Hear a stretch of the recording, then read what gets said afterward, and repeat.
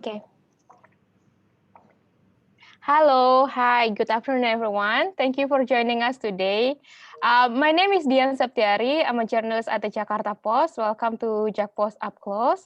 This is our weekly program, and I will be your MC for today. This is our 18th webinar, and the topic for this session is bridging the gap in refugee response in Southeast Asia.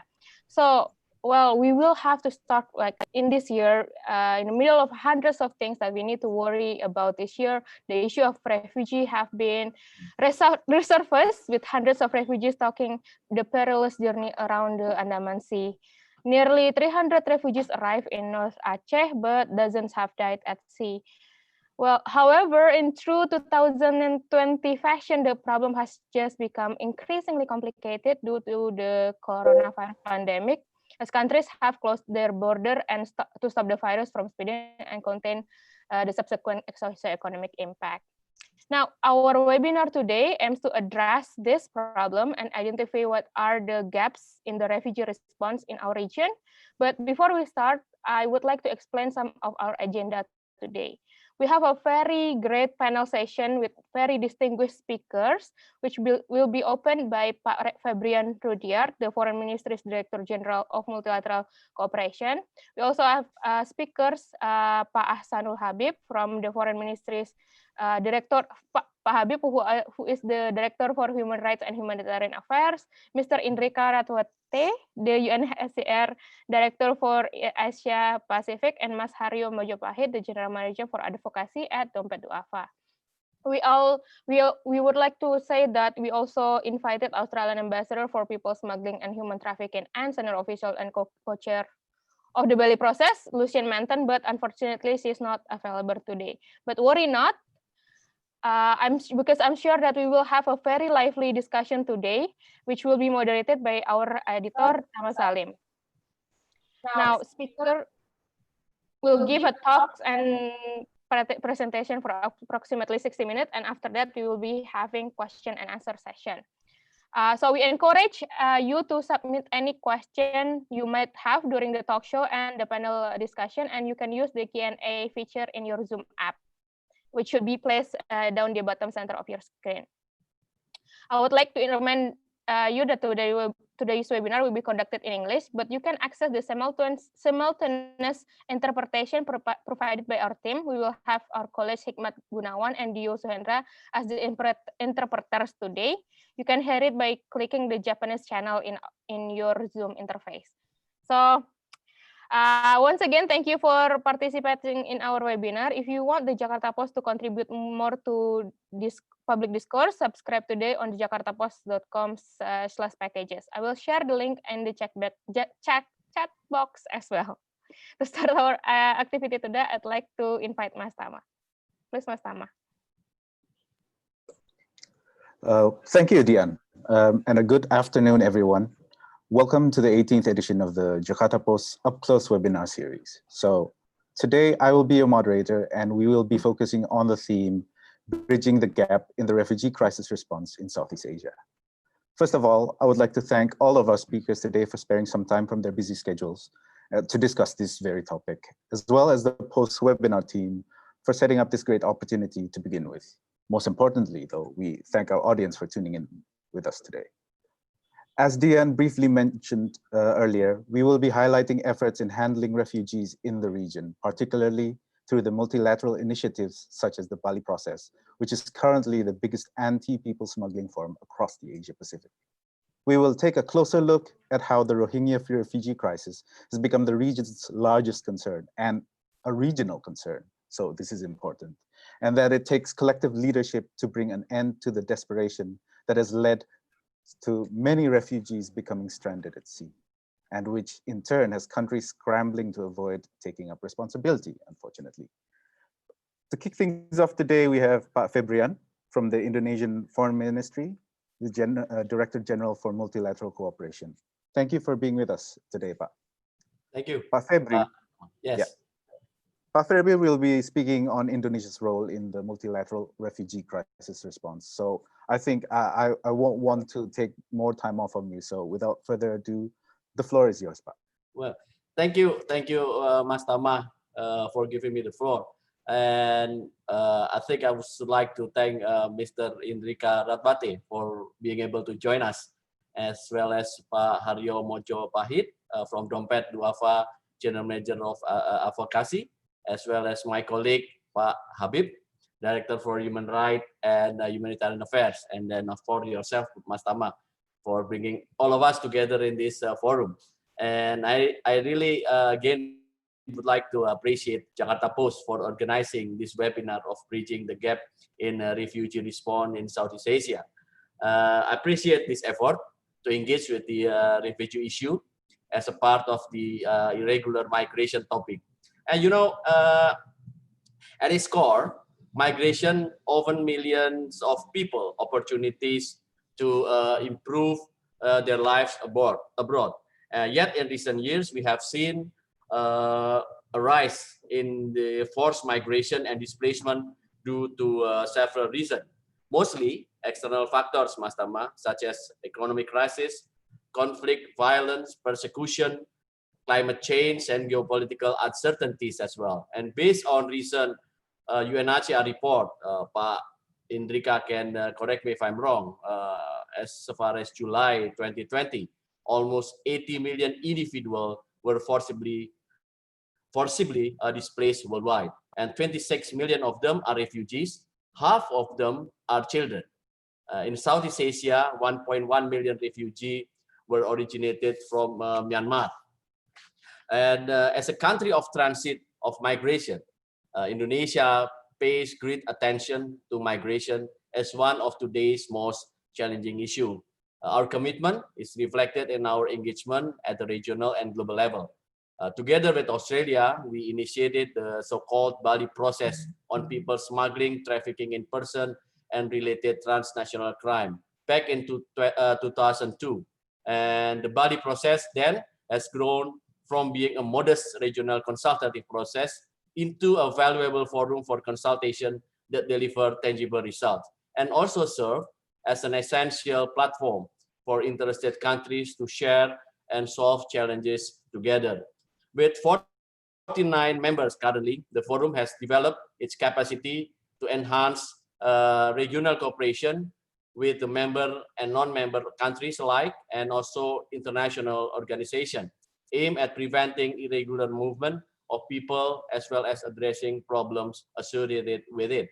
Since its inauguration, the Bali Process has engaged in irregular maritime migration, including the refugee crisis in the region, for so many years.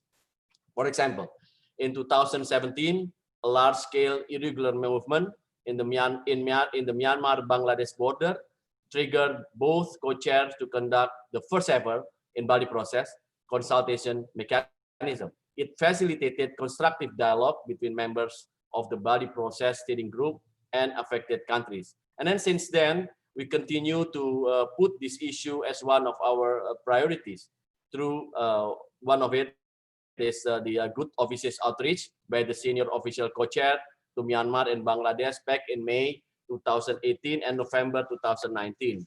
And also the development of guidelines and toolkits for the regional support office of the Bali Process in Bangkok to assist members in dealing with irregular maritime movement situation. And just recently, last July, during the pandemic, Indonesia and Australia also held policy expert gathering of the Task Force on Planning and Preparedness, a meeting that discussed challenges faced by member countries of the Bali Process in dealing with the irregular migration crisis at the time of the pandemic, gathered recommendation and practical solution as well to the problem that occurs to irregular migrants from the Rakhine State. And more activities are planned to address this issue in the near future. For example, next week for Bali Process, we'll conduct the 15th meeting of the ad hoc group of senior officials, which of course to follow up the discussion at the July meeting, as well as to broaden the perspective of the Bali Process members in dealing with the irregular migration during the pandemic. And last but not least, also to discuss the next step to assist Bali Process members to address these challenges. And this meeting will be, of course, conducted with virtual format to show that the Bali Process of COVID-19, that the Bali Process meeting in the issue of pandemic COVID-19 does not stop Bali process from combating challenges. Nevertheless, allow me as well to also add, Mas Tama, that while acknowledging the growing expectation of the international community regarding the ongoing crisis, it needs also to be understood that Bali process is not a silver bullet that will magically solve the issue once and for all. It is a forum of policy dialogue. It's a mere forum of policy dialogue, information sharing, and practical cooperation to help the region to address these challenges. And it also not mandated to monitor nor to conduct safe and rescue at seas. But however, the Bali process has served and will continue to do so as an important catalyst in enhancing coordinated policy response and mutually beneficial cooperation to address irregular movement. While on the issue of refugee, Mas Tama, the Refugee Convention 1951 and Protocol 1967 provide several moral and legal obligations to the state parties of the convention as the primary stakeholder of global refugee management. However, we see the reality of the refugee issue is far beyond the parties to the convention. It crosses over to every part of the global society. And Indonesia, of course, as a non-party to the convention, has been doing extra miles to address the issue of refugee and asylum seekers at the national, regional, as well as the global level. At the national level, for example, based on UNHCR data, in August 2020, we have been a safe temporary host country for around 13,600 refugees and asylum seekers from 47 origins country. In ensuring refugee and asylum seeker rescue and safety and emergency, in 2016, the government has also enacted the Presidential Regulation number 125 on the handling of refugee. This regulation is a foundation for our multi-government agency to collaborate to rescue refugee and asylum seeker found in an emergency situation. Furthermore, in many events where refugees were found and rescued, local government and communities have also shown the solidarity to provide essential assistance for the refugee, even for a longer term that they never expected. One of the most recent cases you may recall is the handling of Rohingya refugee in Lok Sumawe in Aceh in June and September 2020. 2 influxes of the refugee arrived in Lok Sumawe, bringing almost 400 people from Cox's Bazar to Indonesia. With their limited capacity, especially with the pandemic looming, the government and community have shown great length of solidarity for Rohingya refugee. They were quickly rescued, placed and assisted by the local government and non-governmental institution. And the spirit of solidarity combined with humanitarian principle has been our basis to help them. So, Mas Tama, when we are talking about the refugee situation, what is often missing is the headline. In the headline is the 84% of refugees are currently living in developing countries, and 7 out of the top 10 developing countries hosting refugees are considered fragile in the OECD fragile framework. And this responsibility of those host countries is large and growing during the pandemic. They become more vulnerable and dependent over overstretched humanitarian assistance.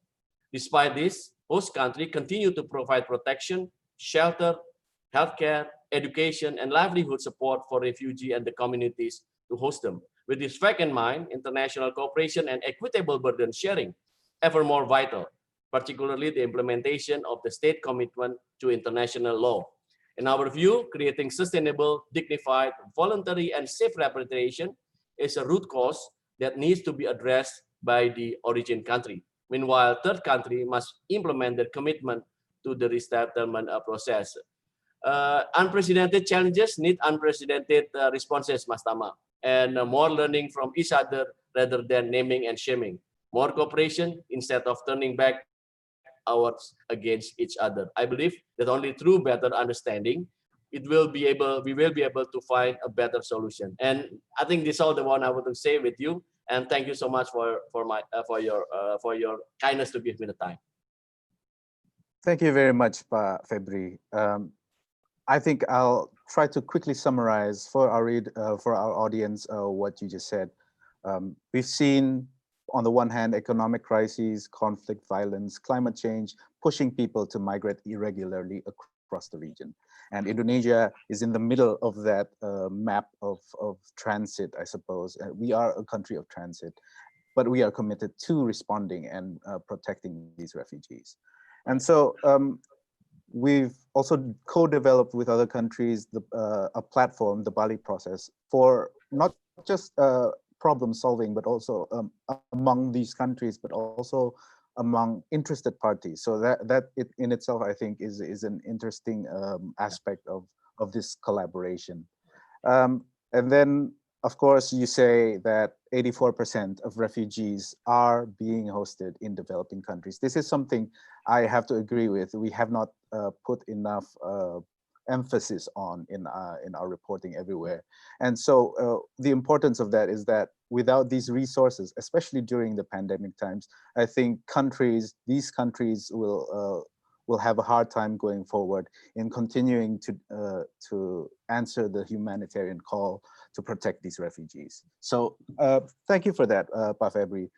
I would like to actually touch on a few of your points you made earlier. Please. But I think as far as we're concerned, as co-chair of the Bali Process, what can you tell us about the possibility of more practical cooperation in regional or national responses to prevent further incidents of these so-called boat refugees? You said earlier, of course, I have to say that the Bali Process itself does not have the mandate to do stuff like search and rescue operations. So who should be doing this, and what's your idea on this? Well, thank you, Pak Tama. I wish we could do that. I wish we could do that. So, but unfortunately, the mandate of the Bali Process is very limited, and it was never designed to become a first responder for search and rescue activities. That's why I said, I wish I could do that. So, because you know, the mandate of the Bali Process is it's just a policy dialogue forum. And then we able now to push a little bit harder to also not only provide the forum for the dialogue, but as well try to codify the lesson learned, as well as creating a practical guidance for every members of Bali Process to be able to execute this practical guidance in their national capacity. So it's a bit we push the envelope a bit far by giving more outcome that might be able to being used by the participant of the Bali Process. But of course, many things has been done since the last Bali Process was established back in 2002. It's almost 20 years since then. And of course, if you compare with what Bali Process has been doing in the 2022 when it was initially established, it's totally different. It's totally different in terms that the outcome and the impact that it will give to the region, how to deal with issue of this. But again, return to your question that whether it might be possible to have a practical, for example, a cooperation doing further avoiding incident for both refugee. I believe that we still very far from that possibilities because as you know, this is not organization. This is a regional consultative process. And what we are doing by what have been done by Australia and Indonesia so far is we facilitating the policy dialogue and the cooperation and within this mandate. So we wish we could do that. I don't know, in the next after 25 years or 30 years, it might be there some political commitment from all of those participants which may be able to enlarge or to enrich the mandate. But as far as I know, up until now, I think we still lingering around the policy dialogue forum, but we able to do good, to do beyond that, which is creating a practical guide. We have a task force for what you call it, tabletop exercise for preparedness if it happened in our region, and it can be used as a guidance for the participant to do the to address the issue of surfing or saving lives in the ocean, in the sea. And but the other thing that is very important is Mas Tama, is that we able to also creating an associate of a business forum for the Bali process participants. So it's not only the government, now it's become more enlarged by the gathering of the business forum and then Bali process. So we call it government and business forum Bali process.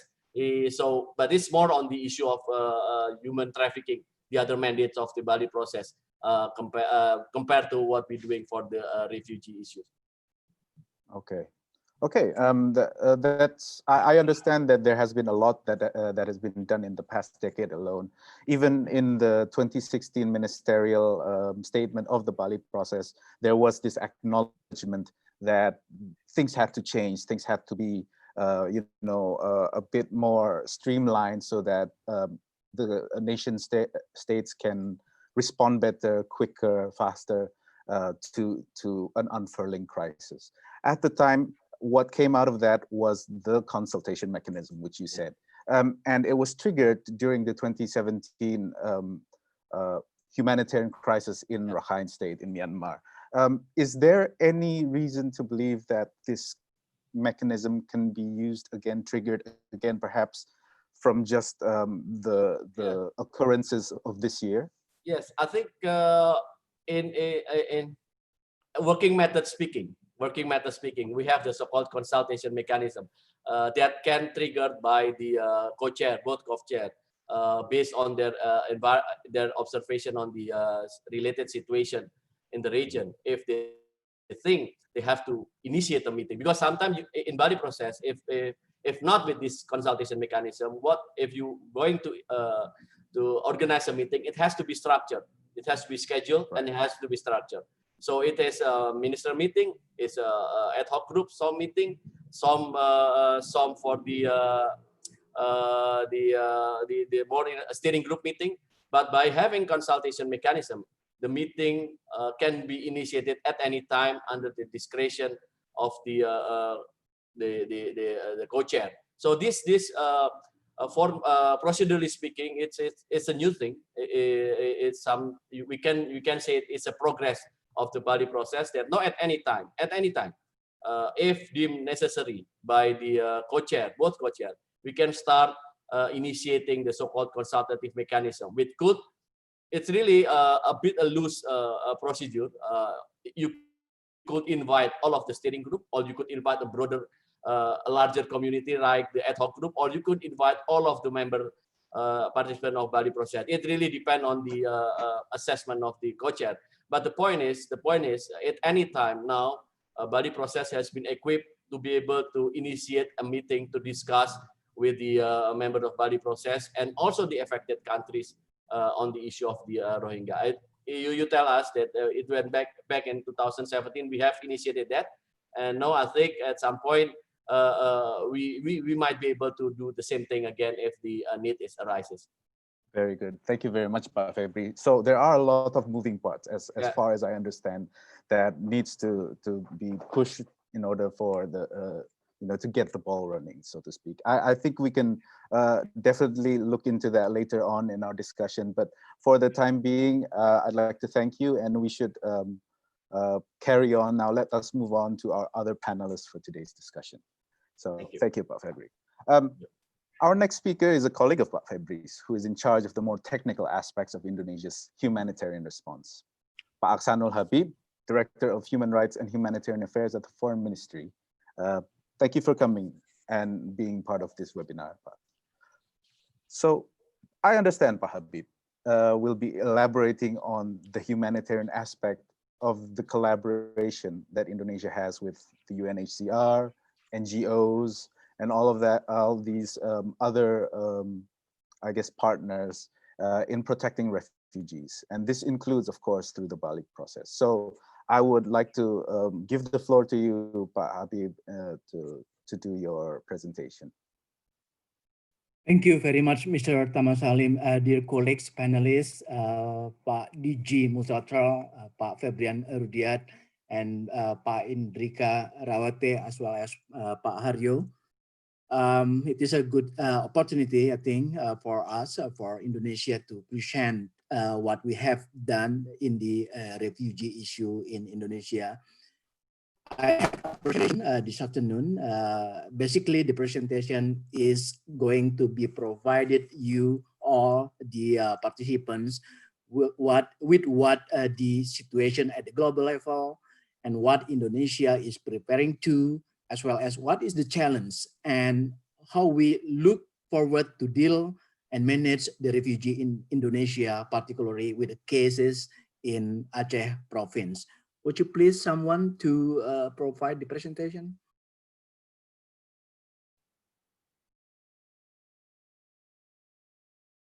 Yeah, wait a minute. Okay.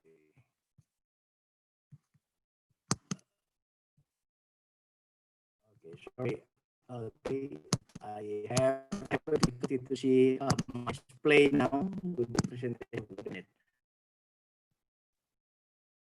Okay, good.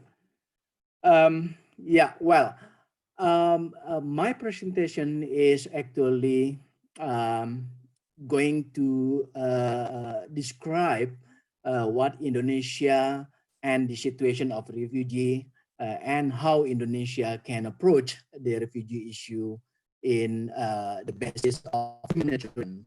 The key here is that Indonesia is not a party of the Convention of 1951 as well as Protocol 1967, meaning that the obligation, the responsibility is not mandated through that convention, but most of them are coming from Indonesians' morality, humanitarian principle, as well as constitution.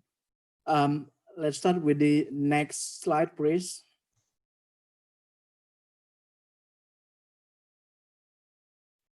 Yeah, my first part of the presentation is about a global refugee crisis. It's a glimpse about the statistic and situation and everything. Please. Yeah, fact number one. In 2019, number of refugees and asylum seekers is about 30.3 million people globally. This is under the UNHCR as well as UNRWA's mandate, as well as a category of asylum seekers which is not yet probably registered or verified as the refugee. This is important to see that the refugee issue is also a mix between a very, very long-term refugees like the Palestinian, as well as the such as coming from Yemen, from Syria, and other part of the Middle Eastern country. Fact number two, the implementation of durable solutions, especially resettlement and voluntary repatriation, are significantly shrinking. This is the fact number two and also the challenge. Next, please. Yeah, and then again, in 2019 alone, more than 2 million asylum seekers were newly registered by UNHCR. It shows also, colleagues, that the situation is increasing and continuing not only in the Middle Eastern, but also later I will tell about what happened in Southeast Asia. Fact number three, however, in the same year only, 63,000 refugees were successfully resettled to 26 third countries. In 2020, until today, there were only 11,000 more refugees who have been successfully resettled. So it looks a good number, but in fact, it is a very small compared to the total number of about 3 million refugee, 30 million refugee around the world. Fact number four, most of them, 80% of total refugee and asylum seeker hosted by developing countries. And of course, it poses additional burden challenges to those developing countries, particularly the countries that has no sufficient preparation, resources, and also the administrative and legal basis to deal with them. Next. Yeah. Now I will describe on the refugee crisis in Indonesia. We believe that the refugee issue is transnational challenges. It's not a problem of one single country. It's a cross-border and also it's global challenges and global responsibility indeed. For that, since we are not a party to the convention, we are in fact hosting more than 13,000 refugees and asylum seekers. And why we host those numbers, those refugees, and also the irregular migration, because we believe that this is about humanitarian philosophy, humanitarian content, and of course, because of that, also we don't do the non-refoulement principle or push the boat action in the sea. And like the DG Multilateral said, Indonesia has done extra miles. Why? Because there is no legal obligation, particularly as mandated by the convention, our specific constitution or even national law and refugee. This is the basis to understand on how Indonesia stands for the refugee issue. Next, please. Well, so that with the absence of the mandate of the Refugee Convention, we then formulated and issued the Presidential Regulation number 125 in 2016. These regulations provide operational guidance, particularly in the rescue operation or emergency situation after the Andaman refugee crisis in December 2015. With the regulation, we emphasize the eminent role of international organization, which is UNHCR and the IOM, in the handling of refugees beyond emergency issue. Again, because we don't do activities and also operation mandate of the convention. Therefore, the presidential regulation should be understood as a complement, and it does not replace the core mandate of the international organization in the handling and protection of refugees. About refugees, I mean about the foreign refugees, not refugees internally because of natural disaster or other. In fact, by having this presidential regulation, it also strengthens Indonesia's support the strengthening of international organization mandates and operation in Indonesia by supporting, by facilitating, and by coordinating with all relevant actors as well as resources in Indonesia. Next, please. Okay. 2019 refugee case, almost 1,400 refugees in Redress, if you are not forget, yeah. Who protested in front of the office Jalan Kebon Sirih, Jakarta, plus additional arrivals to Kalidero shelter. There are also another examples on how regulation as well as coordinated action between government and also the UNHCR in dealing the actions of refugees in Indonesia, particularly in Jakarta. Response to the local government show necessity to intervene in this situation by having and looking at the protester in the front of the UNHCR office. The consideration why the government is very active in handling the refugee, because we believe that there's a need to move those refugees in a safer location or space, and also the need to regulate the safety and the order in the neighborhood, as well as the government offices in that place. Please, next slide.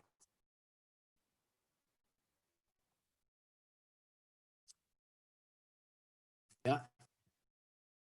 During that time, central government and the Jakarta province have mobilized those refugees to specific places in Kalideres. And we also provided a dedicated that could accommodate 1,200 refugees in Kalideres.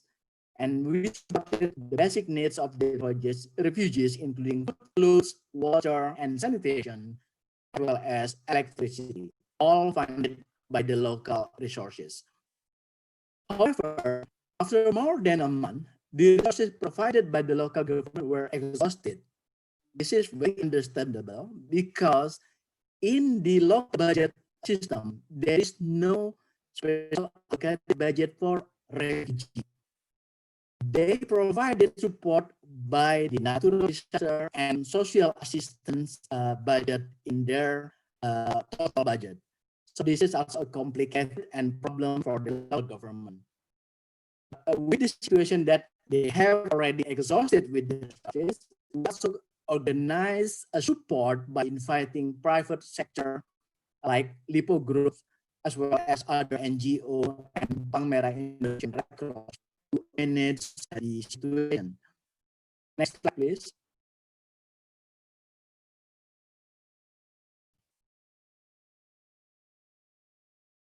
Now, Rohingya refugee in Aceh.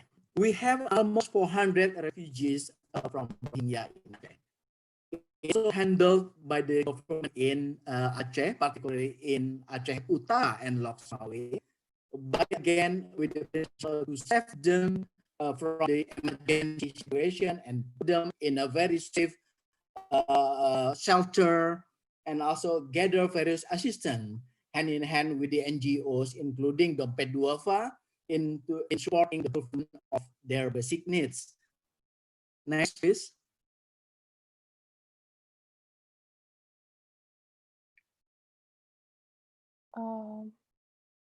Yes, please.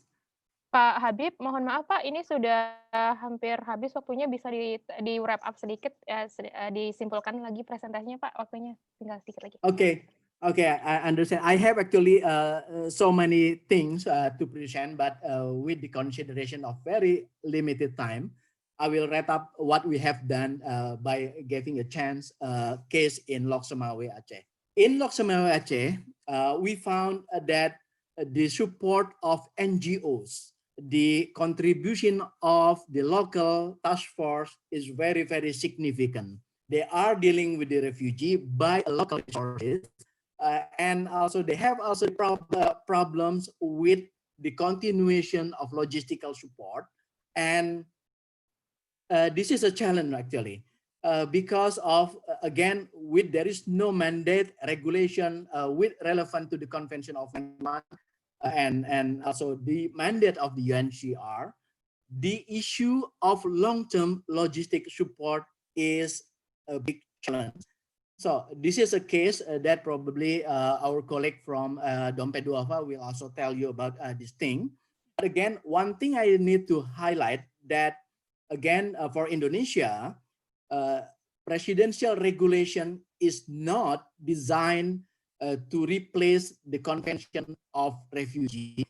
It's not to design to replace the mandate of Indonesia of non-state party, but again is to facilitate, to support, and also to be a backup of the work of international organization that is mandated to deal the refugee in, and also in long-term situation, particularly in shelter management and logistic support. Of course, I have so many things in my presentation, but since I have already been reminded that timing is an issue now, I will close my presentation, and thank you very much, Mr. Tama. Thank you very much, Pak Habib. There are a lot of things that we want to kind of take away from your presentation, but I think we'll have some time later in our discussion for a question and answers for that. But for the time being, let's move on to our next speaker. We have Mr. Indrika Ratwati, the Asia Pacific Director of the UN High Commission for Refugees, who is a close collaborator of Indonesia in the Bali process and the handling of refugees in situ. Thank you for joining us, Mr. Ratwati. Yes, so Mr. Ratwatte will brief us a bit about what can and needs to be done by states for the current refugee crisis. And so I would like to give the floor to you to start your presentation, sir. Thank you. Thank you very much, Pak Tama, and again to Jakarta Post for really inviting us and having us this very important dialogue. I think it's really good to be here, and to also Pak Febrian and Pak Habib for their presentations. Maybe I'll just cluster my comments around 3 points as was also initially thought, around the global perspective and lessons learned, what UNHCR has done together with the government and others particularly in the Southeast Asia region, and some of the challenges and what needs to be done, as you said, Tama, by states into really addressing the challenges. And as the previous speakers and you have alluded, it is indeed complex, and there isn't one solution, but a set of options that I think we have to all consider how to pursue it. As colleagues have just said, yes, forced displacement has been exponential, and sadly, the reality is that in the last 10 years, numbers have doubled basically between 2010 and 2020. Another feature of the global kind of phenomenon here is that there are those fleeing persecution, violence, and conflict, forced by particularly conflict, and then others also moving for other reasons from economic deprivation, environment, and other things. So there are mixed flows in the population movements we have seen, and there's been high mobility. And again, when we look at movements just beyond Southeast Asia, even looking at the movements, particularly maritime movements from North Africa to Europe, you have a mixture of economic migrants, refugees, people needing protection, people fleeing economic and other deprivations as well. So it's gotten more complex and mixed, the movement and the nature of this. And in reaction to that, nation states naturally trying to deal with this. We've seen two, if you want to generalize, which I shouldn't do, but for the sake of discussion, I'll try to generalize here. We've seen two reactions. One is where states have been impacted very negatively by big numbers, and the policies have been more insular and excluding refugees and others and trying to see how to keep them out. And others have taken a much more, I would say, inclusive approach despite the challenges. And both reactions have been very much to the challenges with managing these population movements. So the inclusive approach and the more exclusive approach has been also something we see increasingly different, adopted by different member states. And I think overall, it's to contextualize the world we live in. I think we see, again, a certain degree where multilateralism and the solidarity of cooperation is being challenged, where people say, no, you know, it's maybe that's not the way to go. We have to look at our own interests, and then let's look at the collective. And this also, the rules-based governance of multilateral cooperation, international relations have also been somewhat challenged if you look at the global environment over time. And there, as Febrian was saying, the whole issue of equitable burden sharing comes into question. As rightly pointed out, the bulk, 84% of countries, member states hosting refugees are from the global south, developing countries. When you talk of predictable, equitable responsibility and burden sharing, how does that work out? And where is the give and where is the take? So again, another phenomenon that we have seen increasingly there. In that context, I think, again, you have seen some very magnanimous gestures, like you saw the German government do, taking 1 million Syrian refugees to the country. And Turkey, for example, also were hosting 2-3 million Afghan refugees, Syrian refugees, including Afghan refugees as well. So you have seen some countries taking a lion's share, while still the overall burden sharing has not been equitable in that sense. Then another phenomenon we've seen is nobody wants to be a refugee, as you rightly said. People flee because they see no other option for life, safety, and dignity. And addressing it, when you look at UNHCR's history for like almost 70 years, most refugees want to go home if they can, if their safety and the ability to go back voluntarily back home, that has been the solution. But that solution has become increasingly complex as we see over the years. You have, for example, the Palestinian situation, as Febrian said, or you have the Afghan refugee situation, where still Pakistan and Iran are hosting millions of registered refugees 40 years later. They're entering the 5th decade of displacement. So the political willingness also to try to find solutions, address root causes, has got much more complex If you look at Syria, Yemen, Venezuela, Somalia, Congo, Afghanistan, the Rohingya crisis, that has also become more complex. This is a reality. It's not to say that it's right or wrong, but that is the world we live in. And that's gotten very much more complex to be able to seek consensus around addressing root causes, coming together with solutions which are pragmatic, politically expedient, but also based on the rights of individuals, has become more challenged. So the solution side and the root causes part has become more complex. But in Southeast Asia, as I believe Habib said, many countries have not signed the Refugee Convention, but has lived up to the letter and the spirit of it. Pakistan hasn't signed the Refugee Convention. Bangladesh hasn't signed the Refugee Convention. Thailand hasn't signed the Refugee Convention. Indonesia hasn't signed the Refugee Convention, but has provided safe space, asylum and protection for hundreds of thousands, if not millions of refugees. So in that sense, the culture, the spirit, the religious ethos has transcended international law per se in that sense, but the practice has been very positive. But again, when you look at from a global sphere, how is that burden, how is that responsibility shared? Where has the support come? Is it equitable? This is again where we stand. And if you look at the comprehensive plan of action from before, where solutions of Vietnamese refugees, then the Cambodian situation where refugees went back, there have been solutions as well. But now we are faced with a new one, with the Rohingya crisis, where Bangladesh took 800 and almost 900,000 people to the poorest part of its country, which is impacted the most from natural disasters. And here, the largest refugee settlement in the world now is the Kutupalong area in Cox's Bazar.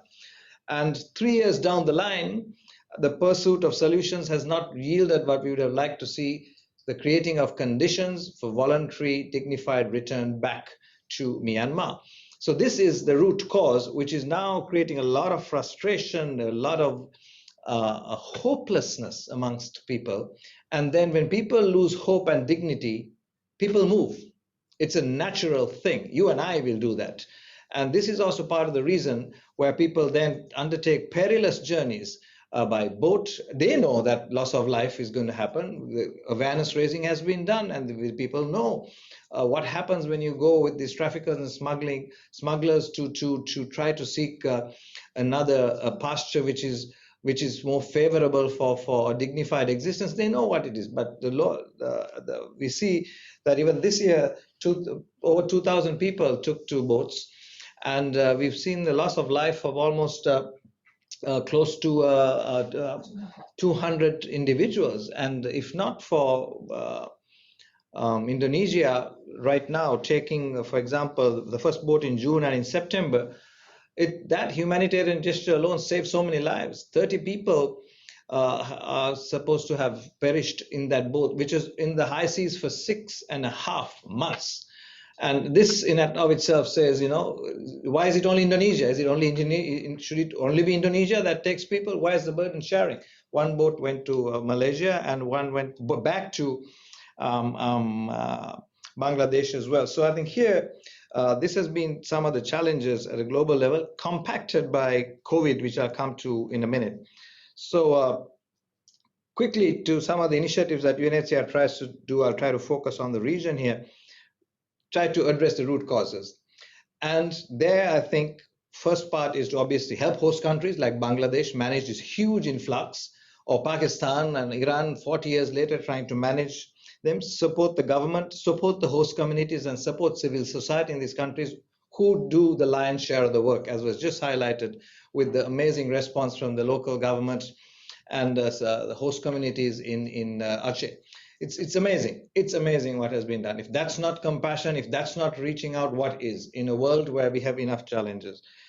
We've dialogued with the Myanmar government to see how can we create conditions in northern Rakhine for sustainable return. We are working with UNDP to do health, education, livelihoods programs in this area for all of northern Rakhine, not just for the Rohingya, but the Rakhine communities as well.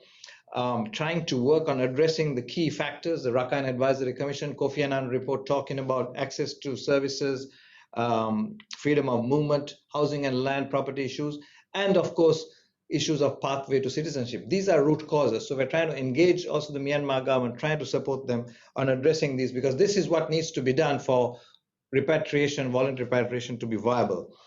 Then in terms of structures here, I think, as was mentioned, the Bali process is an extremely important platform. It's dedicated from the region to the region by the region. And I think because of that, it affords us an opportunity. And I fully agree with Fabian that it's not the silver bullet. Of course, it's true.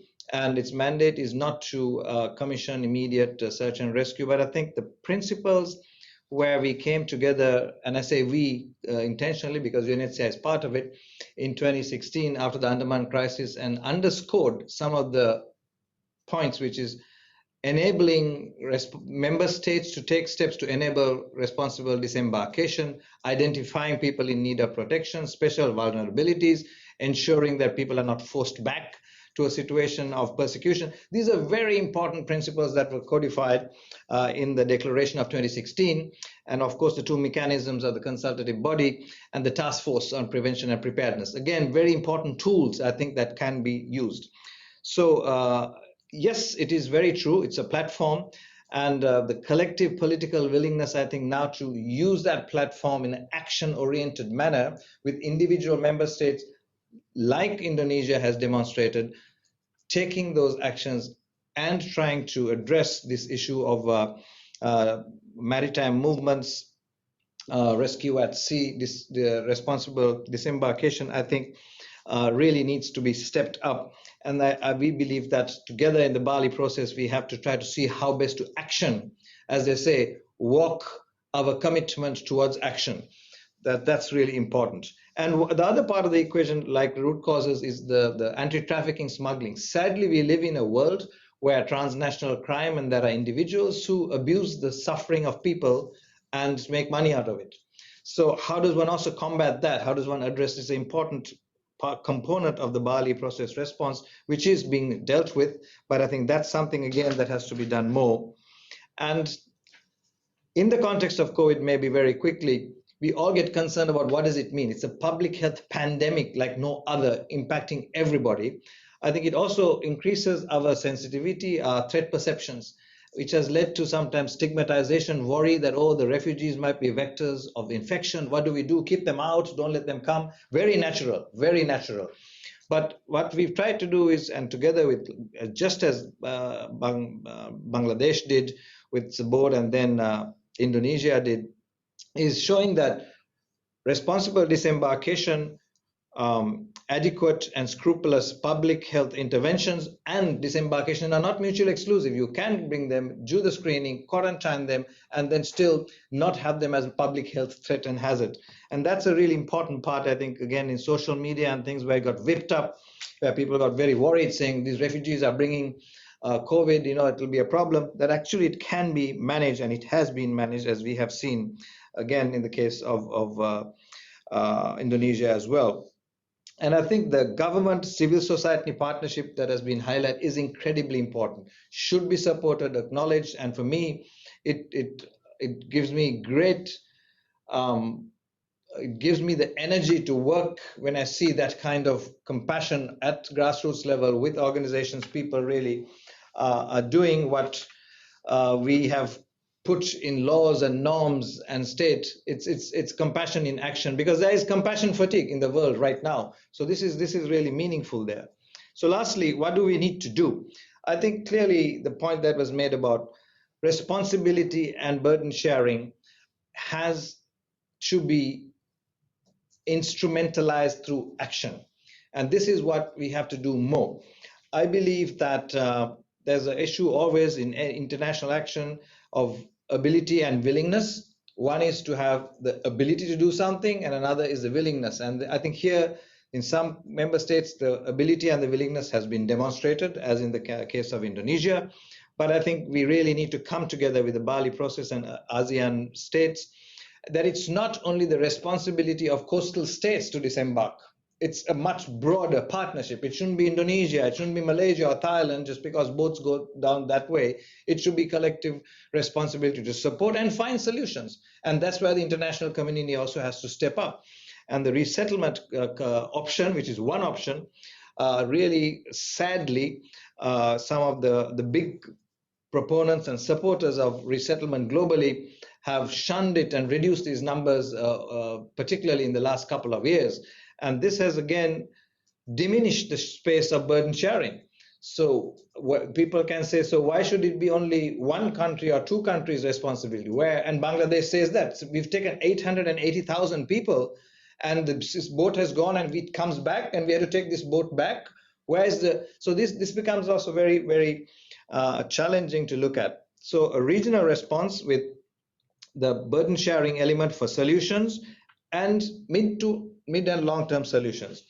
And I think here, again, the Bali platform is an important one, and so is ASEAN, and instruments like the ASEAN Trust Fund, I think, can be utilized now concretely to see how to support host countries that have disembarked, what can we utilize there, and then looking at also maybe the task force on preparedness and response to see, can we come together and identify some concrete measures that can really, again, take some of the pressure off, and how do we collectively commit to uphold the value of rescue at persons and distress at sea and predictable disembarkation.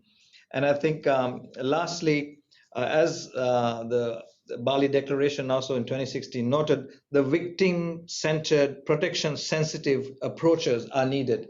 And the poignant point here is that's what the people of Aceh and the local government in Indonesia did. It is victim-centered. People were on the high seas for 6.5 months. 30 people died, and 2 people who disembarked, almost finally reaching ground, died of malnutrition. So that's because they were at sea for 6 months. And how do we really action that? And lastly, the international community also stepping up, recognizing and enhancing legal pathways, complementary pathways for solutions, because it's not just disembarkation, then what? And resettlement. And I think I'll end by saying the political will really to address this root cause in a very challenging environment. I don't mean to diminish the challenges at all. It is challenging. And I think it's about, at the end of the day, I would even say, at the risk of sounding cliche, that it's not just international norms, it's about hope and dignity. And that equals, I think, compassion, burden sharing, and solidarity. And that's what we have to now really show in action. I'll stop at that. Thank you. Thank you very much, Mr. Ratwatte, for some of your very poignant points there. And I do agree with you that these issues come from very natural inclinations, as you said rightly earlier, that if there is a root cause that causes hopelessness, then people will move away from it. Just as much that when other countries they see this influx of irregular movement, and especially under the current pandemic times, they naturally are inclined to be insular, to be protective of their own well-being. So I would have to ask you one thing here. What should the natural inclination be for countries apart from Indonesia? In your case, you said non-littoral states, countries of origin and destination. What should they be doing specifically in such a situation, and how can we leverage them? Thank you, Fakhtam. I think countries of origin, I think, really also have a responsibility to demonstrate the political willingness to work towards solutions and to bring support, harness the support for, in this case, let's say with the Rohingya refugees. And in this case also the Rohingya boats, they are refugees. They're not even a mix of migrants and refugees. They are refugees. And we know the circumstances that led to their departure, right? These are not economic migrants who came to Cox's Bazar to work in the paddy fields.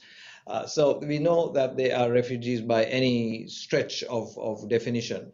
So, and they also have an issue of statelessness. So it's compounded, it's refugees and they have an issue of statelessness. So in this context, really helping Myanmar to work towards implementing the Rakhine Advisory Commission recommendations, the ones I mentioned, really engaging. And I think concretely, I think ASEAN states and others also through the AHA Center and the ad hoc working group, really implementing, scaling up programs in Northern Rakhine, impacting the quality of life, education, health programs, livelihood programs that the people of Rakhine as a whole benefit, creating the conditions conducive for voluntary repatriation. 1.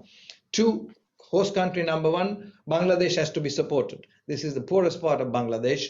I think 880,000 people have come. It's a very high population birth rate. There's security issues along the border. There's transnational crime. There's narcotics. There's genuine security issues. So really supporting Bangladesh to manage the international community to step up. So far, it's like $1 billion a year. And so far, the support has come to Bangladesh and the host communities, not just for the refugee program. I mean, those camps alone, the environmental degradation, the cost of commodities have been impacted by having almost 1 million people there. So support to the host country and host communities. And then transit and travel. Yes, it's a challenge, no doubt. Yes, there is a possibility of the proverbial fear of the pull factor. But I think here, if we start with the premise of saving lives when they're endangered at sea, and saying if we are doing the right thing by trying to disembark and give safety to individuals, it's everybody's concern, not just the coastal states, others to chip in. And I think that's where we really have to come and say, here, we disembark, how do we come at burden sharing? Who will help us also with maybe looking at complementary pathways, where there are labor needs, how can we skill and get these people engaged in to have a livelihood until conditions are conducive to return? Are there people who've been exposed to such degrees of violence who the only option is resettlement to a third country? How do we put them into the pipeline and expand it? I think that's the point to which we got to come by, and also support to the host communities in the transit and other receiving countries, because these communities also sharing the little they have with these people, and that short-term compassion shouldn't become fatigue because of lack of support. And that support is essential, like we are seeing with the NGOs, the fantastic work that's been done by Dompet, Dhuafa and others on the ground. The Red Crescent and Red Cross societies, the NGOs and the communities have to be supported. IOM and UNHCR is trying to support that initiative in Aceh, but that's just a small, I think, a microcosm what needs to be expanded. Okay, thank you very much for your answer there, Mr. Ratwatte. I'm sure we can return to those points later in the discussion, but I will have to move on to our last speaker for today. So we have here Mas Haryo Mojopahit, the General Manager for Advocacy at Dompet Dhuafa, one of, if not the country's largest grassroots charity network. So today, Mas Haryo will tell us about the community efforts that Dompet Dhuafa has been included in. And we have heard also from Mr. Ratwatte, from the colleagues at Kemlu, that Dompet Dhuafa has indeed done a lot in this field. So I will hand it over to you, Mas Haryo, for your presentation. Please, the floor is yours. Okay, thank you so much, Mas Tama. First of all, I want to thank you, the Ministry of Foreign Affairs, Pak Habib and Pak Febrian, and also UNHCR, Pak Indrika. So let me share my presentation.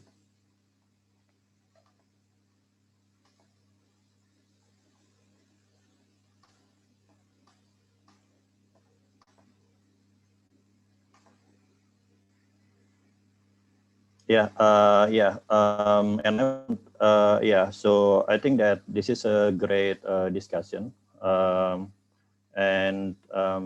you know, as you've seen on my first slide, so we have some pictures there, and one picture is like a refugee who are giving haircut to one of our posko mudik. Posko mudik means like a pit stop station for people who go to their hometown to celebrate Idul Fitr. I think this picture is from 2 years ago in a bus station in East Java. So people like go to East Java, go to Central Java to go to, you know, our other islands to, you know, to homecoming day in the Idul Fitr. And these refugees like gave, you know, haircut to the people who do mudik or to the people who do the homecoming. And, they go to their hometown to celebrate Idul Fitr. And, during the Idul Fitr, we always have, new clothes, and right now they have like new haircuts. And the refugees is the one who did the haircut. And I think that this image is very powerful, because if we can, if we can manage the refugees issues in Indonesia wisely, I think that the refugee will be not a burden for us, but they can contribute, to the community or to our society, I think. And I think that Dompet Dhuafa is a part of, the NGO community in Indonesia who concerned with the refugees issue. I think a lot of, NGOs already took part in broad areas, like from advocacy to a groundwork on the field. Like they, came to Lok Sumawe, they come to Langsa to give emergency response to support the Indonesian government to, give, some emergency response to the refugees who landed in some areas in Indonesia. And I think these NGOs has worked closely with UNHCR, Indonesian representative.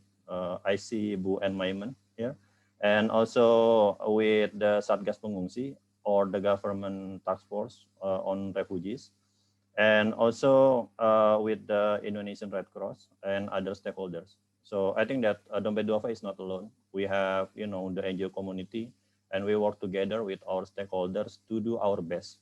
Even though, we still have, any limitation, because we are very small communities that want to help another human beings. And you can see, like, this is very wide background of NGOs. We have like people in faith, we have like Jesuit relief refugee service. We have, church watch service. We have Rumah Zakat. We have Dompet Dhuafa. We have also Muhammadiyah. Like, this is very interesting, because, this is like these people of faith respond, to help,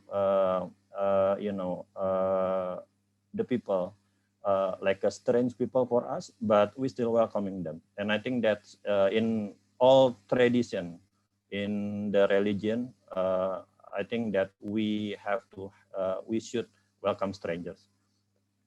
And this is what we do during the emergency response. Mostly Dompet Dhuafa focus on the healthcare. So we do the health screening for the refugees, like giving small medication if they looks not well. And also we provide women and children nutrition, both in Langsa and Lok Sumawe. And also sometimes we deliver food, and also we built a shelter for the refugees who just landed in Langsa a few years ago. And also we give like psychological first aid, or PFA, for children with our Sekolah Ceria, or Happy School, and also PFA for women in some of the refugee shelter. And also, that's for the emergency response. But, not all refugees in Indonesia like go again after they, landed in Indonesia. Most of them like stranded in Indonesia for a long time. I think maybe for 3 years, 5 years, 10 years, and maybe more than 10 years. And I think that, they have children, and also like the newcomers of refugees in Indonesia, 28% of them are children. So we have like a matriculation school. This is we call it a school for refugees. So this call for refugees, we providing non-formal education to improve basic competencies of children refugees so they can join the public school near to their house. So the activities in the school for refugees is like school preparation, like assistance and advocacy if they need something. Also, we do home visit, field trip, and also parents meeting. So because we want like hear from the parents as well. Right now we have two locations, one in Ciputat and the other one in Tebet. And this is the statistic. This is very small numbers, but I think even though this is very small numbers, like helping children to go to school and learn something new, meet with their friends, and playing with them are, a great opportunity for them. And also, besides the school for refugees, we have the healthcare services for refugees communities in some of our primary care clinics and also our hospitals. So like the requirement of the healthcare service is only referral from the CWS or Child World Services and UNHCR. So like the refugees who has very serious ill, so they can go to our hospital. Maybe they need some medical treatment, such as like surgery or other things that they cannot do by themselves, or go to the puskesmas or the community health center. And the third one is the informal vocational education. Because staying in Indonesia for a long time without doing anything can be very frustrating, because the government doesn't allow you to work, especially for young adult refugees. So we have some programs to make them comprehend some skills that may be beneficial for them. So the first one is a mobile phone repairing course in Ciputat with UNHCR. And the second one is baking class with Bogasari in Makassar with UNHCR and Bogasari. And the third one is ready for business course in Jakarta with Unika Atmajaya, UNHCR, and ILO. And I think that mostly of the program, we include the locals Indonesians. I think like ready for business course in Jakarta, like we invite like young adult or young people, like Indonesian young people to join the program. And, they can meet like the refugees, and the refugees can meet the locals, they can have some projects together, they learn some skills together in doing businesses. So I think that create a lot of things, and cooperation between refugees and the locals. And I think that our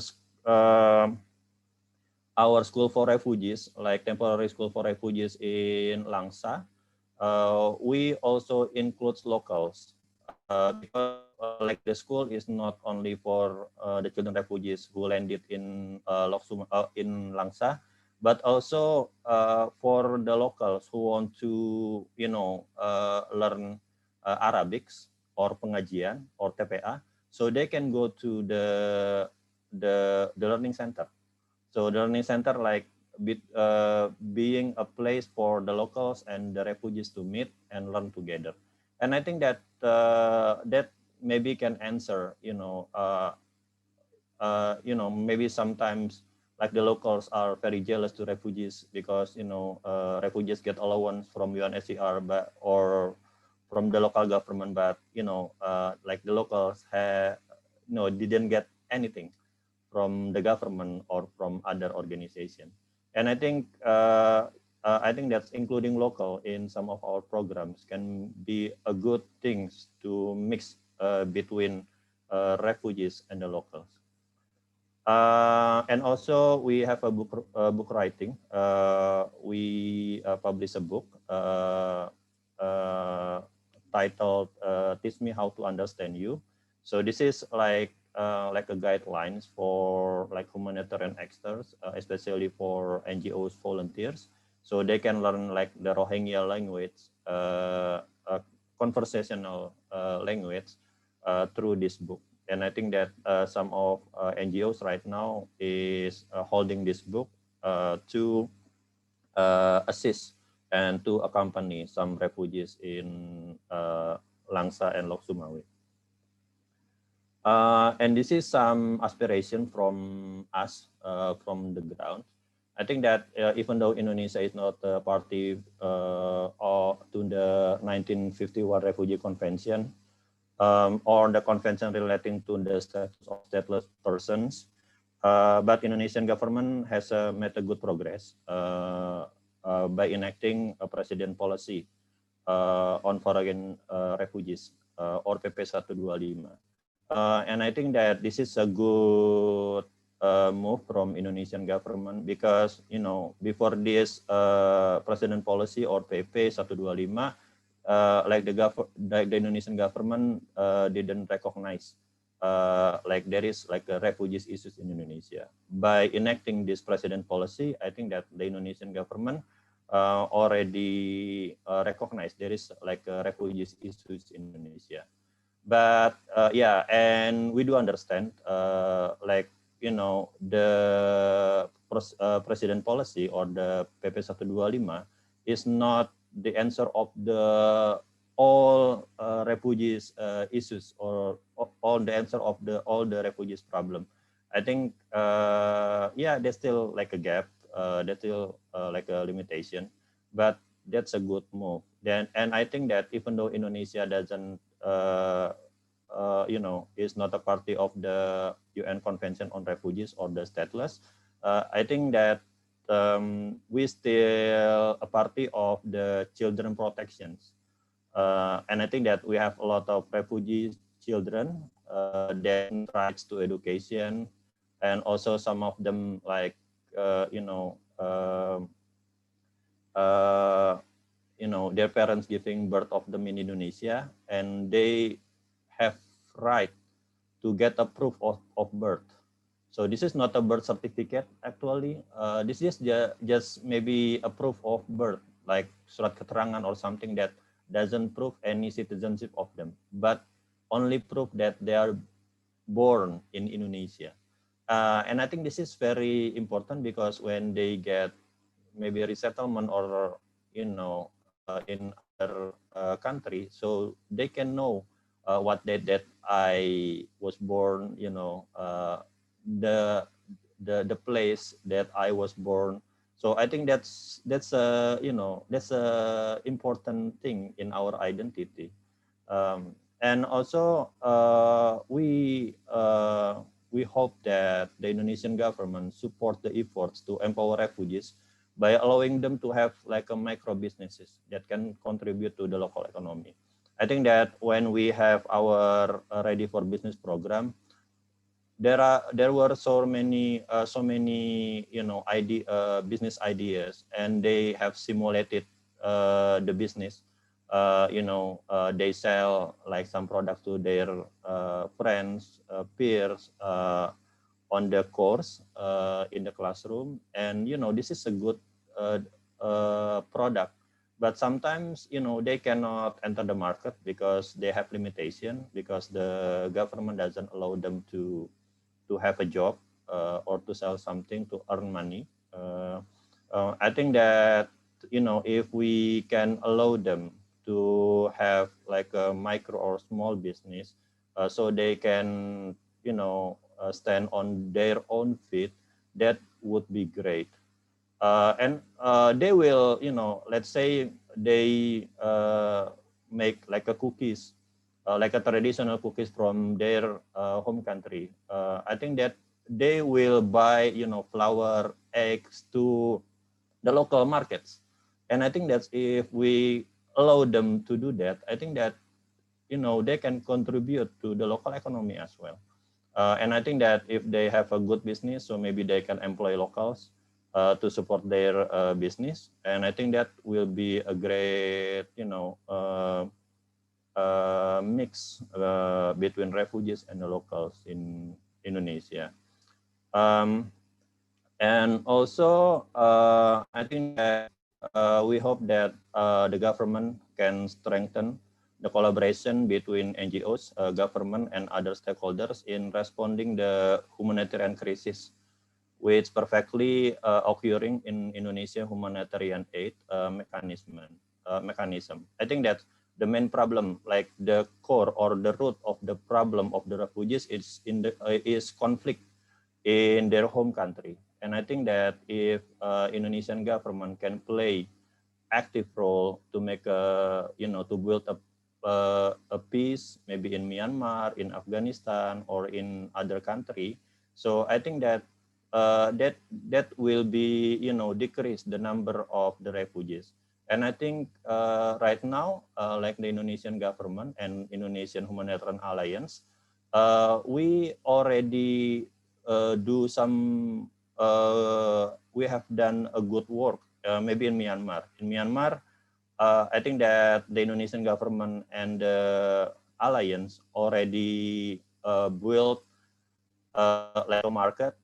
So the market is a neutral place for like different ethnic groups, different religion to buy and sell, right?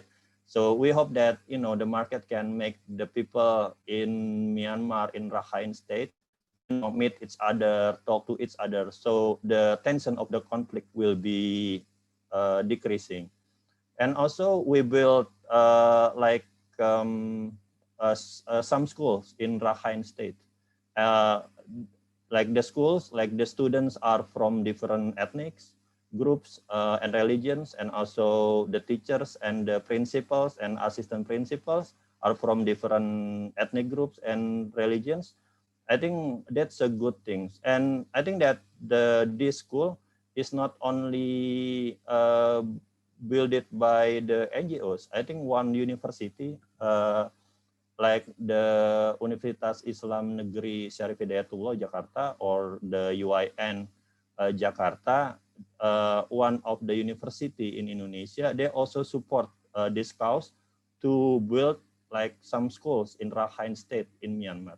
And I think this is a good collaboration between the Indonesian government and the NGOs and the civil society to reduce the root of the refugees. I mean that conflict in Myanmar. And I think that we can continue and make this stronger, and that will be great for us. I think that's all of my presentation, Mas Tama. Thank you so much. Thank you so much, Mas Haryo. Yes, I do agree. I think the whole idea of empowering the refugees and not just fulfilling their needs is an important one. And we can definitely take a lot of examples from previous or other regions like Jordan, how they have managed to empower the Syrian refugees and kind of accommodate them into the local economy. These are things definitely that we can also explore and that the Bali Process members can look into. And definitely there are a lot of other things that we'd like to touch upon, but I think because we're actually running short on time, I think it's time for us to just open the floor to the audience for questions and answers. So first of all, I would like to thank all our speakers once again for taking the time to answer just some of the nagging questions we have. I will hand it over the reins to my colleague Dian to open the Q&A segment of the webinar. So over to you, Dian. Thank you, Mas Tama. For the question and answer session, actually we have so many questions from the audience, and we are very happy to see a very lively discussion. Also, on top of the discussion in the panel, also happening in the Q&A window. We have noted that, and also we have noted the concern about the representation of refugees and women in this panel, and we will take this into account in our future event. Now, of course, it will be impossible to have all 36 questions answered, but I will try my best to accommodate everyone. Pak Habib have also answered some of the questions, 12 of the questions in the Q&A window, so you can check that out too. Now, to some of the outstanding questions, I would open this for all speakers. There are concerns about human trafficking. One attendee said that refugees are too often abused and trafficked, including by authorities and military players, as we have seen over and over again. Often, those who are guilty are not taken to task or are let off with a rap of knuckles because the economic benefit of such abuses enrich too many. What are the UN and governments are doing to address this issue seriously? I would open this to Mr. Ratwatte or Pak Febri and Pak Habib. Well, You want me to who's start? going to start? Pak Ratwatte? Pak Ratwatte, please. Yeah.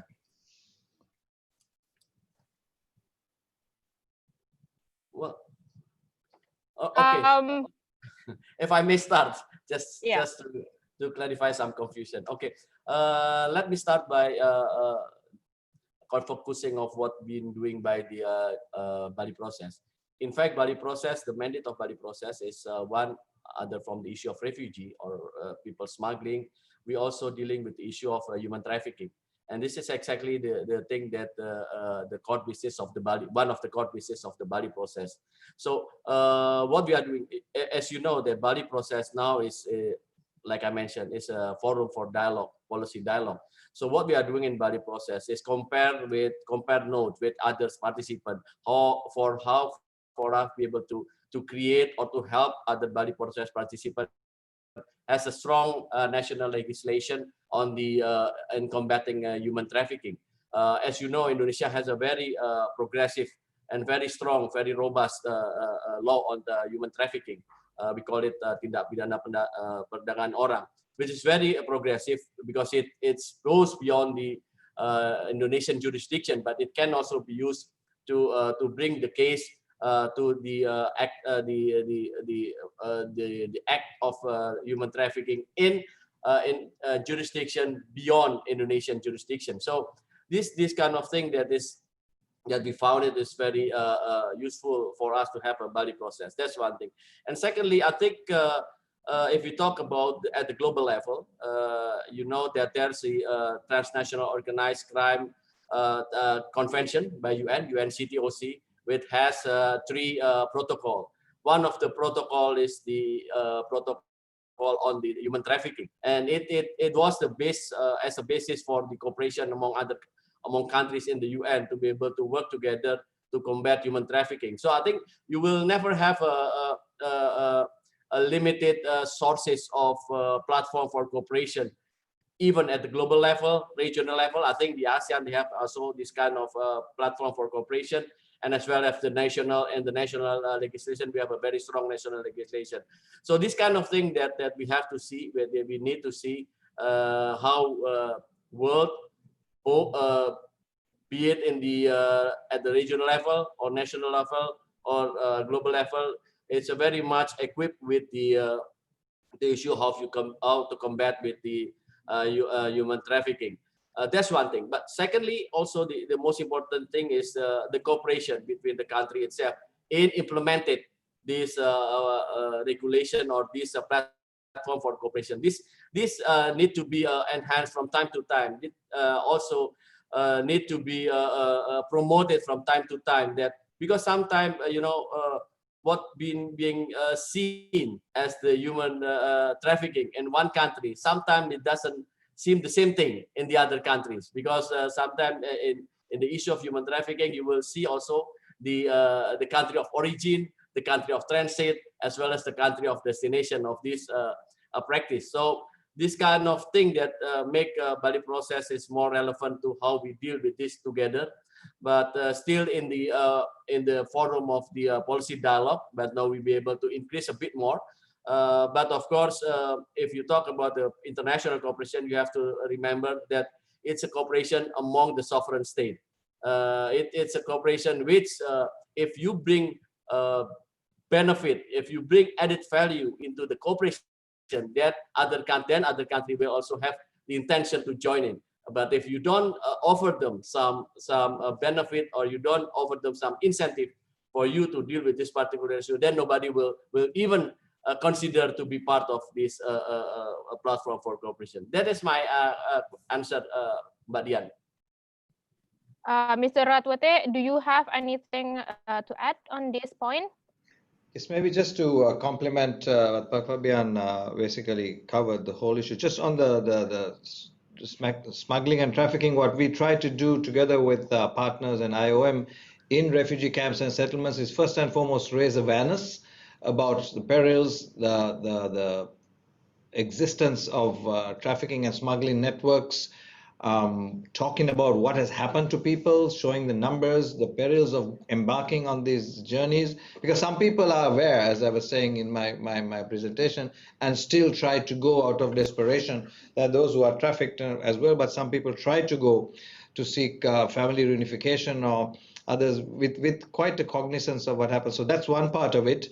And I think, again, this is also particularly UNODC and IOM work very much also with countries of host countries, law enforcement authorities, because to prevent the smugglers and the trafficking of people, because the boats take off from somewhere, and for boats with hundreds of people taking off from a shore can't just happen on its own. So really trying to help law enforcement authorities also to tackle that transnational organized crime part in the countries like Bangladesh and other places where the traffickers also operate to try to smuggle people. So just to add that, thank you.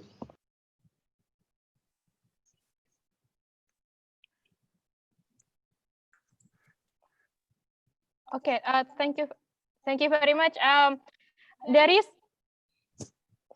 There's another point from Ibu Nuke from LIPI, who also raised the important point that the refugee problem is a very complex, and the issue is that it is much influenced by national interest.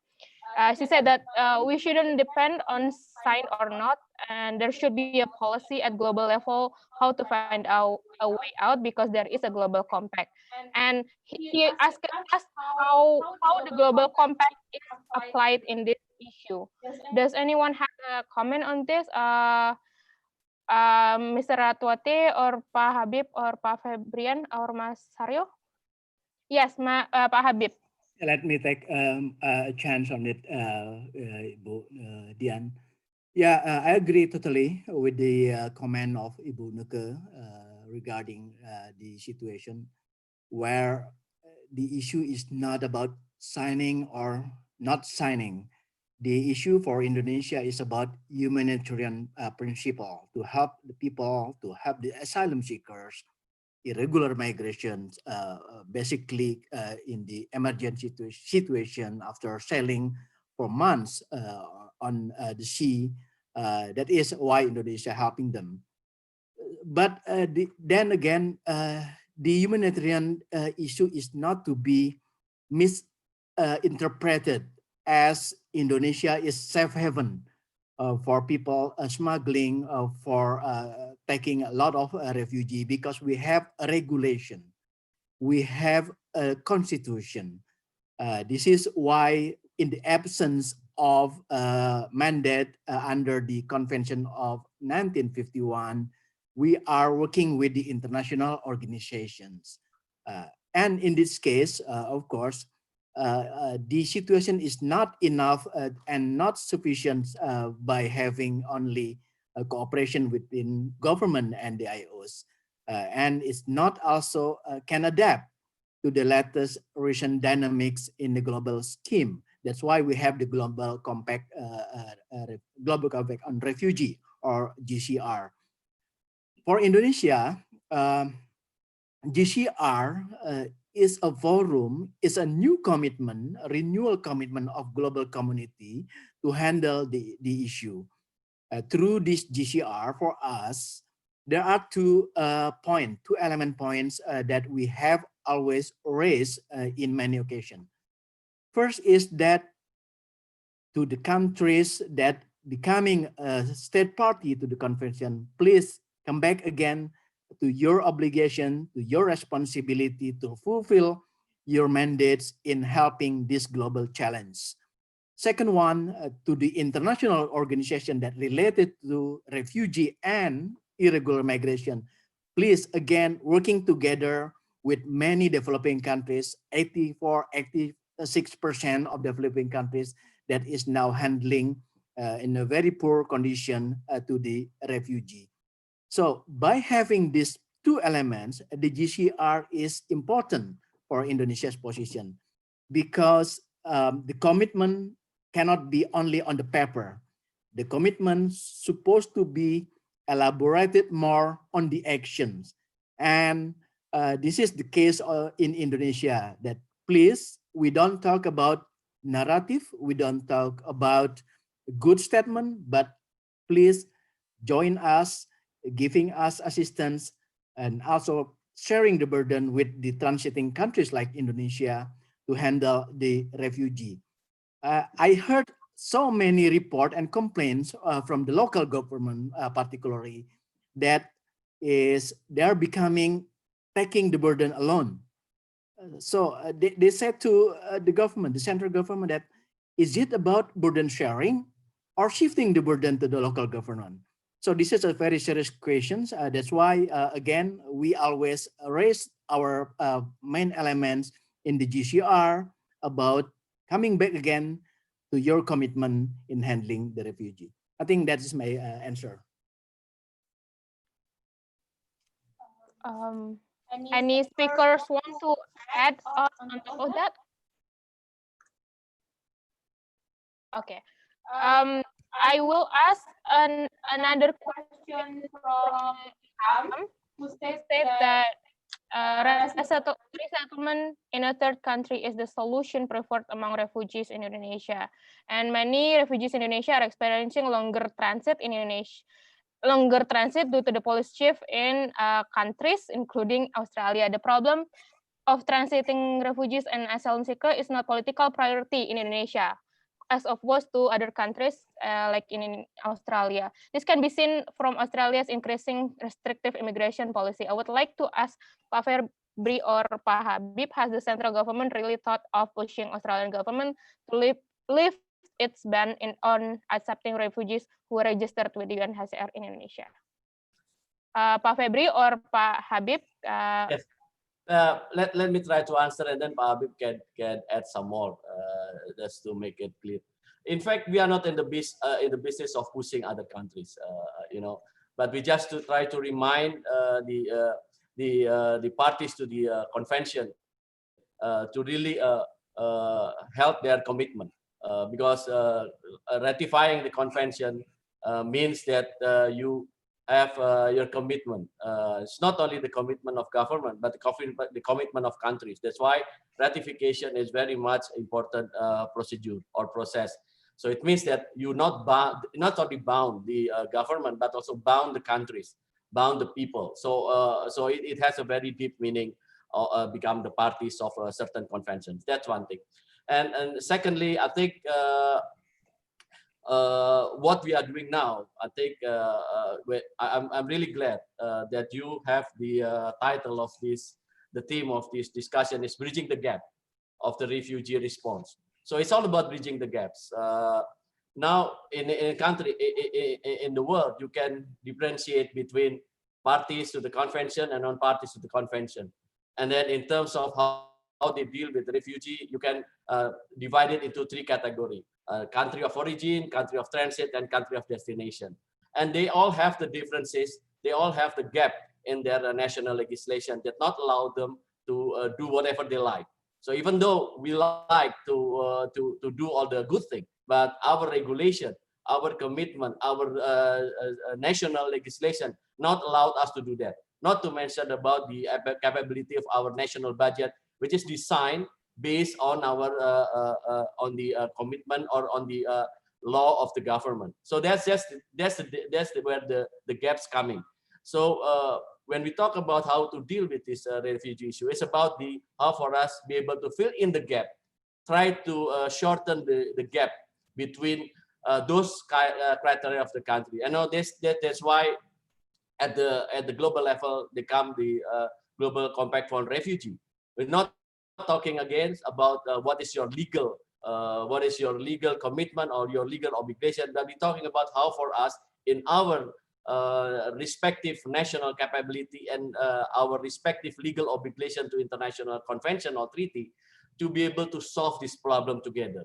So it's not about okay, we push them to okay. No, it's not about that. We all a mature country. We're not a childish country. We know exactly our commitment, and we know exactly where our obligation lies. So this kind of thing. That's why we have a Bali process. Indonesia, we can always claim that we're not part of the convention, but still we do the good thing that we think it's imperative for us to do to respond to the region, because we understand the gaps is there. And if somebody not trying to do the bridging the gap like what we did last in our team, then this problem is lingering, will become an unsolved problem, and the small problem become a humanitarian crisis problem. So this is like Habib said, it's about how for us be able to share the burden, not shifting the burdens. If you want to make other country who has not part of the convention to be part of the convention, you have to show them. That this give you added value, and it will stick to the principle of sharing the burden rather than shifting the burden from the older parties to the new parties, things like that. So it's for us, I think it's better for us to more deliberate on more how for us people in our national capacity and our national relativity of our capability to be able to contribute to the problem of the refugee. Pak Habib or any other speaker want to add? Yeah, please, Pak. I think if I may interject here, I actually have a follow-up question that I would like to address to Mr. Ratwatte, or maybe even Mas Haryo in the sense. Throughout this discussion, we've heard of how the countries of transit and countries of origin, that's where most of the in-field or on the field work is being done. I would like to ask about the destination countries and how, as Mr. Ratwatte earlier said, they've reduced their refugee intakes for resettlement. They've reduced contributions, financial contributions to the global cause. So can we even afford to look for other alternative solutions to solve this lack of resources? I would like to invite Mas Haryo or maybe Pak Ratwatte to answer. Maybe just to start with that, thank you, Tama. I think the whole concept of the Global Compact on Refugees is exactly to try to broaden the burden sharing, because sadly, as we said, forced displacement has doubled in the last 10 years.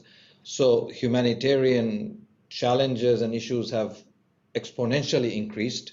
And there was a feeling about some members in the international community saying, we are giving a lot of resources for that, but others are not coming in, other wealthier nations are not coming in terms of the resources. So if you look at the global humanitarian budgets, you can see certain countries have consistently been putting up a lot of resources, and GDP capita high, some other countries have not, for example. And then you have the equation of the 84% of refugees being supported and hosted by the Global South. So the Global Compact was to try and say, look, as very correctly Fabian said, it's not just about the convention, because you can always hide behind the convention. You're not, but that's why I brought the case of Indonesia and Thailand and Bangladesh and Pakistan. You have not signed the convention, but you have lived to the spirit of it. So yes, the international obligation, international law gives you a legal obligation to support and live up to that commitment. That's why you ratified it, absolutely. But it's more than that. And what the compact tries to do is really engage the broader partnership, civil society, member states who have the resources, technical capacity to really chip in wherever you can to that broader burden sharing. Then we looked at countries looking at their demographics and said, look, if your demographics are such that your life expectancy is going a certain way, you need a skilled labor, you need unskilled labor. Look at and help the countries who are hosting or transit to take them. So it doesn't have to be just resettlement per se, what we call complementary pathways. And for example, Germany took 1 million Syrians, and down the line, it is also the human capital has helped Germany.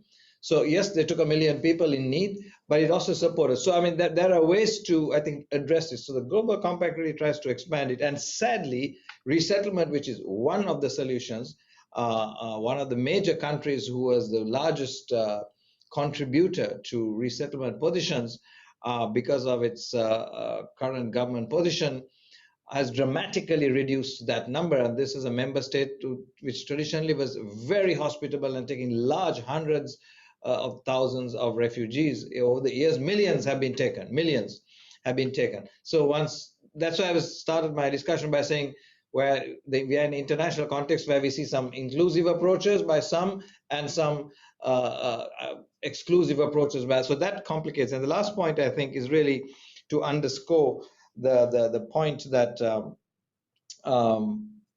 the sharing of the burden or the responsibility, there are many ways to do it. And that's advocacy as UNHCR with all the member states, as Febrian was saying, everyone can contribute in different ways. And different countries in their national interests have different challenges, but you still can create some space and contribute. And that's our point of advocacy, to see really try wherever you can chip in, come to the table and say what you can do. And that's the push we're trying to do. Thank you. Okay. Yeah. Is there anyone want to talk to this point? Okay.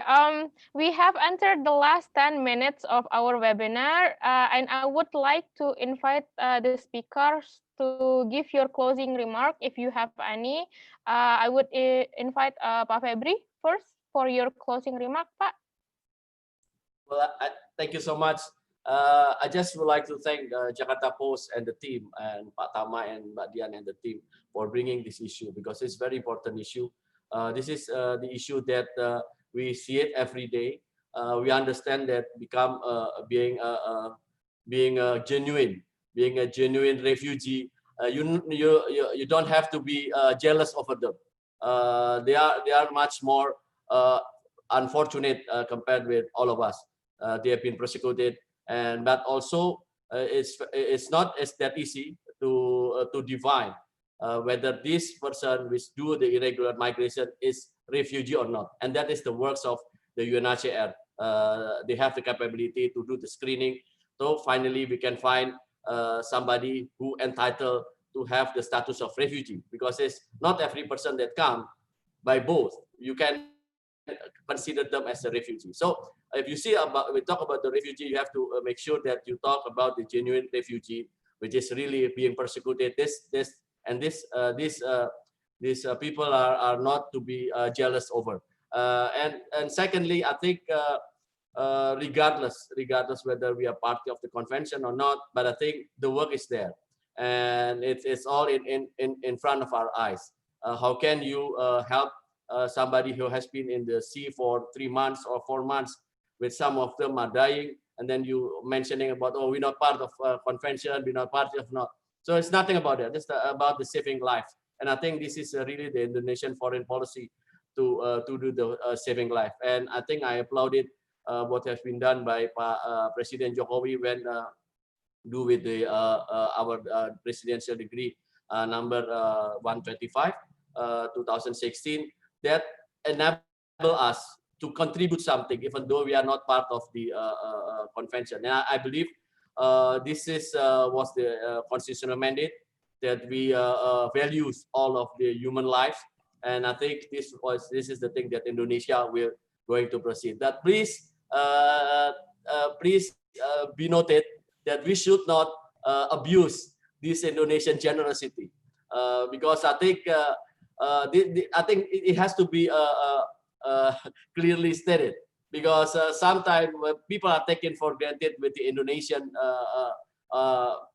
compassionate to the refugee. But I think it's not the way. When we talk about saving life, yes, we end the in the first row. But please not use this as the excuse for other countries that they taken for granted that the refugee will be taken care by the Indonesian, by the government of Indonesia. Thank you. Thank you very much, Pak Febri. Pak Habib, do you have a closing statement? Yeah, I have some closing statement and also a message that I want to convey to this forum. First, of course, I will express my appreciation to the Jakarta Post and colleagues who made this meeting successful. And second one, of course, to our colleagues of the NGOs that's working, particularly in Aceh, Lok Semawe, Aceh Utara, Langsabiren, at the previous years. They are very, very, very giving significant life-changing to the refugee until today. And also to the local government, they are very hardworking. And in this pandemic situation, the situation is not easy for them because of the allocated budget is mainly to handle the COVID, but now they have to share it with the refugee management as well. And the second one is through this forum, I will also ask the international community, particularly states, country, government that sent a letter to the government of Indonesia asking Indonesia to help to assist the refugee to also share their contribution in managing the refugee, not only in Indonesia, but also to the region, including in Malaysia, for example, that has also hosting so many Rohingyans.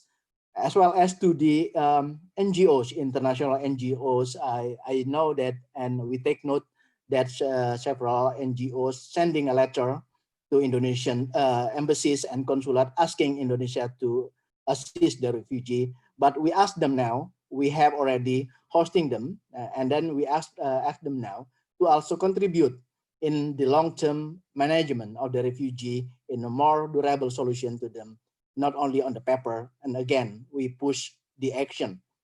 Thank you, Dian. Thank you, Pak Habib. Mr. Ratwatte, do you have a closing statement for this webinar? Just a few reflections, I think, again, to echo what my co-panelists have said in congratulating you on convening this forum, and thank you for inviting us and the speakers for it, and really very well organized. Thank you. I think it's been a rich discussion, and maybe a couple of reflections. One, just to underscore what both my colleagues said about the burden sharing, that really urging states in the sub-region and beyond to walk the talk is my first message. Take an example from Indonesia. There's regulations. The Presidential Decree 125 is a concerted effort to have national procedures to deal with this. Follow suit, share the burden, and I encourage also the national community and member states as part of our advocacy to support host countries and transit countries and really help UNHCR be catalytic in solutions, because one thing is the response, one thing is the root cause, really to engage where solutions are needed, i.e. in Myanmar or in Afghanistan, really to try to create those conditions as it relates to the refugee issues, to create conditions, help create conditions conducive for voluntary safe repatriation. That is the first thing to do. Refugees are a result of that not being there. And then where host countries have refugees, to really support them meaningfully in ways that actually share the burden. So walk the talk. And lastly, I think we've talked a lot about saving lives. And I think it's very commendable what Indonesia has done. And I do sincerely hope countries in the region and beyond take a leaf off that page of that, talking of practices and approaches. And I have to say it as UNHCR, obviously, to the others, this is not to Indonesia, but saving lives is important. But I think refugees flee conflict and persecution. It's from going from saving lives to dignity and hope to enabling them to thrive. So I think we have to walk that journey with them and to support countries to do that. And my last note of appreciation is very much first to the government, obviously, of Indonesia, for setting the bar and the moral bar high and the principle of humanitarianism high.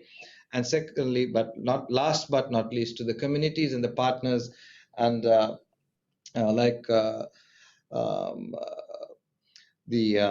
plethora of civil society entities, including Mas Haryo and his organization, Dompet Dhuafa, and others who are doing a really incredible job, starting from saving lives and giving hope and dignity. Thank you very much. Thank you very much, Mr. Ratwatte. Lastly, Mas Haryo, do you have a closing statement? Yes. I think that's the political identities in some countries made that there decrease the quota for the refugee resettlement. So that means like a lot of refugees will be stay in Indonesia for a longer time because like the quota is very low. And I think that as NGOs, we try to fill the gap between like the policy change and also the reality right now. And I think that we have very limited resources, so that's why we have alliance and network to collect all the resources and help the refugees in Indonesia. And also I think that the Indonesian people I think that need to be more aware on the refugees issue. I think that imagine that if you are persecuted because of your religion, your ethnicity, or etc. So that's why you have to flee, you have to escape your country and go to other country. So I think that your support will be very beneficial for the refugees and also for the refugees who are staying in Indonesia right now. I think that this is, your time to prove that you are productive. You can contribute to your society or to your community right now. So I think that the first one is you have to, develop your own skills, yourself, so you can contribute more. And when you are resettled in the new country, maybe in the third country, so you can be more productive. And you don't have to rely on the the third country social security net or something like that. So because you have the skills, you have the knowledge, the things that you need to survive in your resettlement later. I think that's the most important for you. And I think that I want to thank everyone here that allow us to share some of our views from NGOs. Thank you so much. Thank you so much, Mas Haryo. To close this seminar, I would like to have a photo session. So please turn your camera now and give some smile. I will count from 1 to 3. Okay, you ready? 1, 2, 3. Cheers. Thank you very much. I would like to let everyone know, thank you very much for all of the participants and for the delightful discussions we have today. I apologize if I failed to deliver all of the questions to the panelists given the limited time we had. I would like to let everyone know we will have another webinar coming soon. The topic will be about the role of big data in forging new norms. So make sure you register. So last thing I would say is stay tuned to our website for more information. And if you want to get access for a lot of insightful stories and want Jakarta Post to continue contribute to public discourse, subscribe today on the Jakarta Post. So once again, thank you very much and have a great day. Stay safe and stay well. See you next time. Thank you, everyone, all the panelists. Thank you very much. Thank you, everyone. Thank you very much, Mbak Dian, Mas Tama, Thank Habib, you. Dian, Mas Salim, Mas Tama, teman-teman, Pak Indrika. Haryo, makasih ya. Sama-sama Thank Pak, you. makasih banyak. Pak Indrika, thank you so much. Thank you, Pak Indrika. Pak Habib. Terima kasih. Terima kasih Pak Indrika. Ya, terima kasih, izin live ya. Izin live Oke, ya. siap. Terima kasih. Selamat sore. Thank you.